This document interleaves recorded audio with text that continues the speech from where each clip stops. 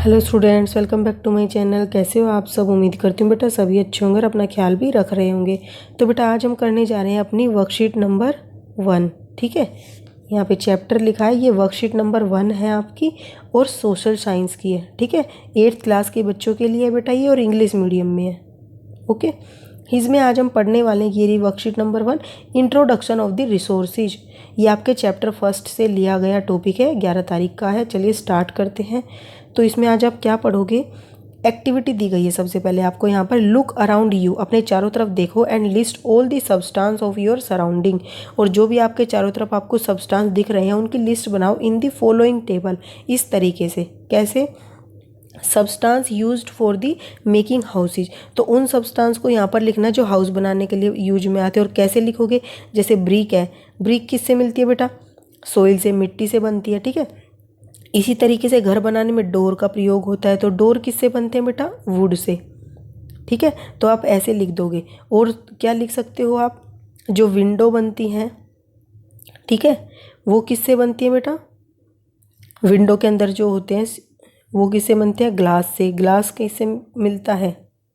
वो भी हमें नेचर से मिलता है, प्रकृति से। ठीक है, फिर बेटा ऐसे ही और भी लिख सकते हो। फिर लिविंग बेडरूम एंड सब लिविंग या बेडरूम सब्सटेंसेस। ठीक है, तो मतलब कि जो हमारे घरों में प्रयोग होते हैं सब्सटेंस, जैसे कि बेड हो गया, वो किससे बनता है? वुड से बनता है। ऐसे ही बेटा फैन हो गया, फैन किससे बनता है? पंखा, वो किससे बनता है? स्टील से। ठीक है, या फिर आयरन लिख दो, आयरन से बनता है वो, स्टील से नहीं, आयरन से, लोहे से। ठीक है, ऐसे ही बेटा किचन वेयर, ठीक है, ये यानी कि जो रसोई में प्रयोग होता है। वॉशरूम सब्सटेंसेस जो बाथरूम में प्रयोग होते हैं। एंड इट्स मटेरियल, तो जैसे स्पून हो गई बेटा, वो कहाँ पर किससे बनी होती है? स्टील से बनी होती है। ठीक है, ऐसे ही बेटा हम क्या करते हैं, कुछ बैग यूज करते हैं। ठीक है, प्लास्टिक बैग्स, तो वो किससे मिलते हैं हमें? प्लास्टिक से मिलते हैं। ठीक है, ऐसी और भी चीज़ें होती है जो हम यूज करते हैं, वो लकड़ी की भी होती हैं, तो आप लिख दोगे। ठीक है, अब नेक्स्ट क्या है? टिफ़िन बॉक्स हो गए, वो भी किससे यूज बनते हैं बेटा? स्टील से बनते हैं।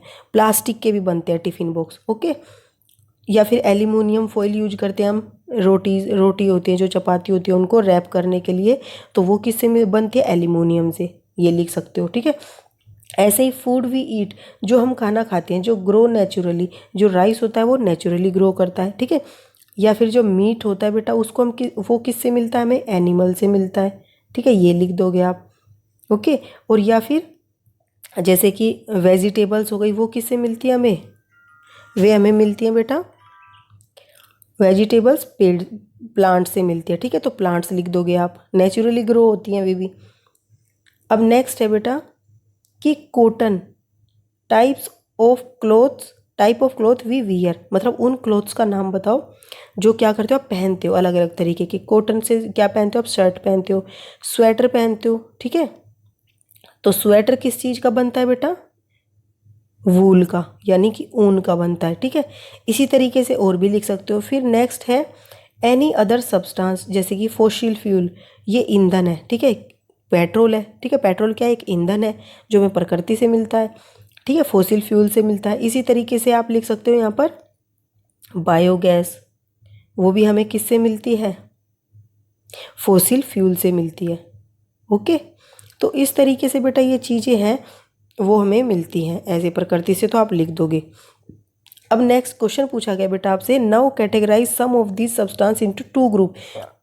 आपको 2 ग्रुप में इनको कैटेगराइज करना है। फर्स्ट क्या है? Substance having economic value, substance not having economic value. तो बेटा देखो, जो हम पैसों की खरीदते हैं वो तो क्या हो गई? इकोनॉमिक वैल्यू हो गई उनकी, और जो हम पैसों से नहीं खरीदते, हमें प्रकृति से मिल जाती, वो क्या हो गई? नॉन इकोनॉमिक वैल्यू वाली वस्तु। ठीक है, तो क्या लिखोगे? जो ब्रिक है वो क्या है? उसकी अपनी एक इकोनॉमिक वैल्यू, हम पैसों से खरीदते हैं, लेकिन जो सोइल है वो तो हमें नेचर में मिल जाती है, तो उसको यहाँ पर लिखोगे। फिर बेटा बेड है, बेड और वुड है, वुड क्या होती है? हमें प्रकृति से मिल जाती है, उसकी कोई इकोनॉमिक वैल्यू नहीं होती, लेकिन जो बेड होता है उसकी इकोनॉमिक वैल्यू होती है, तो यहाँ लिखोगे। ठीक है, फिर जो स्पून है बेटा, वो बनाई जाती है, तो वो उसकी इकोनॉमिक वैल्यू है, लेकिन बनती जिससे स्टील से, वो हमें नेचर से मिल जाता है। ऐसे ही बेटा जो राइस है, राइस हमें नेचर से मतलब कि ग्रो होते हैं। ठीक है, होते तो ग्रो है, लेकिन हम इसको पैसों से खरीदते हैं, तो यहाँ पर लिखेंगे। फिर बेटा कॉटन, कॉटन क्या होती है? क्या नाम है, कॉटन भी हमें किससे मिलती है, पौधों से मिल जाती है, कपास जो होती है। लेकिन शर्ट बनती है जो उसकी, वो हम पैसों की खरीदते हैं। तो इस तरीके से लिखने, जो हम पैसों की खरीदते हैं उसको इस वाले कॉलम में लिख देना है, और जो हम प्रकृति से मिलती है उसको इस वाले कॉलम में लिख देना है। ठीक है। अब नेक्स्ट क्वेश्चन है बेटा, do you believe that both are important, give reason. तो क्या आपको लगता है ये इकोनॉमिक वैल्यू वाली जो सब्सटेंस है और नॉट इकोनॉमिक वैल्यू वाले सब्सटेंस है, दोनों इम्पोर्टेंट है? तो हाँ बेटा, तो क्या लिखोगे, yes I believe that both are very important for us because if there is no raw material present in our surrounding. ठीक है, मैं दोबारा रिपीट कर देती हूँ ताकि आपको समझ आ जाए। Yes I believe that both are very important for us because ये हम सब के लिए इम्पोर्टेंट है। क्यों? क्योंकि there is no raw material, अगर कोई कच्चा मटेरियल नहीं होता, प्रेजेंट नहीं होता हमारे उसमें, then we are not able to make this substance which I have, ठीक है, which have economic value today. जिनकी आज इकोनॉमिक वैल्यू है हम उनको नहीं बना पाते अगर कच्ची सामग्रियाँ नहीं होती तो। ठीक है, तो ये आपका इसका क्वेश्चन का आंसर हो जाएगा। फिर आपको यहाँ पर दिया है बेटा, time and technology are the two important factors that can change substances into resource. तो टाइम और टेक्नोलॉजी ऐसी मतलब कि इम्पोर्टेंट फैक्टर है जो क्या कर देते हैं, चेंज कर देते हैं सब्सटेंस को रिसोर्स के अंदर। ठीक है, यूजफुल मतलब कि रिसोर्सेज बन जाते हैं हम सब के लिए। पहले तो किसी के लिए ना हो, लेकिन जब उनको हम कन्वर्ट कर देते हैं टेक्नोलॉजी के थ्रू तो वो हमारे लिए यूजफुल बन जाते हैं। जैसे कि एग्जांपल,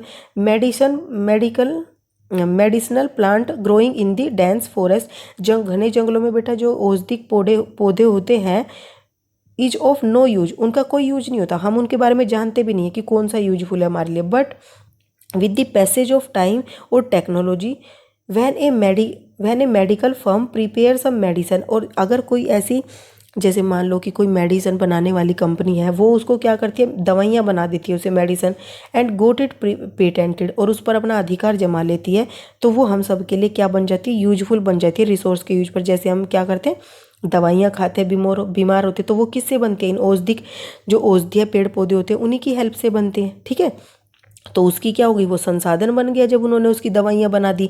अगर वो ऐसे ही होती तो किसी के लिए भी इतना यूजफुल नहीं होती। ठीक है, तो यहाँ पर टर्म यूज हुई है बेटा टेक्नोलॉजी। तो टेक्नोलॉजी क्या है, it is the application of the latest knowledge and skill in doing the making things. ठीक है, तो ये एक लेटेस्ट नॉलेज है जिसका प्रयोग या फिर स्किल है, टैलेंट है जो यूज किया जाता है नई नई चीज़ें बनाने में। पेटेंट क्या होता है, it means exclusive right over any idea और इनोवेशन। तो बेटा जब कोई नई चीज़ बनाता है अपने आप से, अपने दिमाग से, अपने विचारों से, तो उस पर उसका अधिकार हो जाता है। ठीक है, कोई और उस पर अधिकार नहीं जता सकता। जैसे तुम कोई चीज़ बनाओ तो वो उस पर आपका अधिकार होगा, तो सब आपसे पूछेंगे, आपसे उसको लेंगे। ठीक है, नेक्स्ट क्वेश्चन क्या है बेटा कि now ask your Elder family, मतलब अपने फैमिली में घर में बड़ों से पूछना है about the few substances which you are using now but were not available when they are of your age. मतलब अपनी फैमिली मेम्बर से पूछना है, बड़ों से, कि कुछ ऐसे सब्सटेंस बताओ जो कि हम अब यूज कर रहे हैं लेकिन जब आप हमारी उम्र में थे तब उनको यूज नहीं कर पाए। तो बेटा हैं ऐसी बहुत सी चीज़ें आप सब जानते हो। टीवी हो गया, पहले नहीं था। फ्रिज हो गया, एसी हो गया, fan, washing machine, cooler, mobile, laptop, ये सब क्या है, पहले नहीं थे लेकिन आज अवेलेबल है। ठीक है, अब ये try to think what made it possible. अब ये बताओ, सोचो बेटा ये ऐसा पॉसिबल क्यों हो पाया। तो time and technology made it possible. तो बेटा टाइम ने और टेक्नोलॉजी ने इन सभी का आविष्कार किया है। ठीक है, तो टाइम एंड टेक्नोलॉजी ने इसको पॉसिबल बनाया है ऐसा होने के लिए कि जो हम आज यूज कर पा रहे हैं। नेक्स्ट क्वेश्चन है बेटा, according to you what are the main feature of this substance becoming resources. तो आपके अनुसार ऐसे कौन से फीचर्स होने चाहिए सब्सटेंस के जो वो रिसोर्स बन जाए। तो उसके लिए बेटा क्या होना चाहिए, main feature of this substance to become a resource is it is useful for the human being. तो वो मनुष्य के लिए यूजफुल होना चाहिए वो चीज़ें। And few raw materials to make them are available easily, और वो कच्ची सामग्रियाँ अवेलेबल होनी चाहिए जो उसको बनाने में हेल्पफुल होती हैं। ठीक है, हमारी सराउंडिंग के अंदर होनी चाहिए। And it is according to the demand of time, और बेटा वो समय की मतलब कि आवश्यकता भी होनी चाहिए उस सामान की, तभी वो एक संसाधन बन पाता है। अगर हमारे यूज की नहीं होगी तो वो बनेगी नहीं। ठीक है, अब नेक्स्ट है बेटा, what are the factors which change substance into resources, explain by giving example from your surrounding. तो आपको वो फैक्टर्स बताने हैं जो करते हैं सब्सटेंस को चेंज एक रिसोर्स में, और एक एग्जांपल भी देना है कैसे करते हैं। तो बेटा यहाँ हमने यही पढ़ा था इस बॉक्स में कि time and technology are the two important factors that can change substance into resources. तो टाइम और टेक्नोलॉजी ऐसे फैक्टर है जो क्या करते हैं, किसी भी सब्सटेंस को रिसोर्स में बदल देते हैं। क्यों? जैसे कि बेटा एक मेडिसिनल प्लांट था, ग्रोइंग हो रहा था डेंस फॉरेस्ट में, तो वो किसी यूज का नहीं था नाउ, बट अगर कोई पैसेज ऑफ टाइम और टेक्नोलॉजी के साथ एक मेडिकल फर्म जो होती है वो प्रिपेयर कर देती है मेडिसन, तो और पेटेंट करवा लेती है, तो क्या होती है वो सबके लिए रिसोर्स बन जाती है। ऐसे ही जो बेटा सोलर एनर्जी है हमारी सन से हमें मिलती है, उसके कोई यूज नहीं होता, लेकिन अगर हम उससे क्या बना ले, इलेक्ट्रिसिटी जनरेट कर ले, तो वो क्या, और उस पर कोई पेटेंट करवा ले, तो वो एक रिसोर्स बन जाती है। ठीक है, आप ये भी लिख सकते हो। अब नेक्स्ट है बेटा, categorise the substance you listed in your table 1। जो सबसे पहले आपने कॉलम में टेबल बनाई थी, तो उसमें जो लिस्ट किया था सब्सटेंस को, तो वो लिखने। Substance we obtain from the nature, तो नेचर से हमने सॉइल को लिया था। ठीक है, सॉइल यहाँ पर आ जाएगी, और ब्रिक क्या थी, मनुष्य के द्वारा बनाई गई थी, तो ब्रिक यहाँ पर आ जाएगी।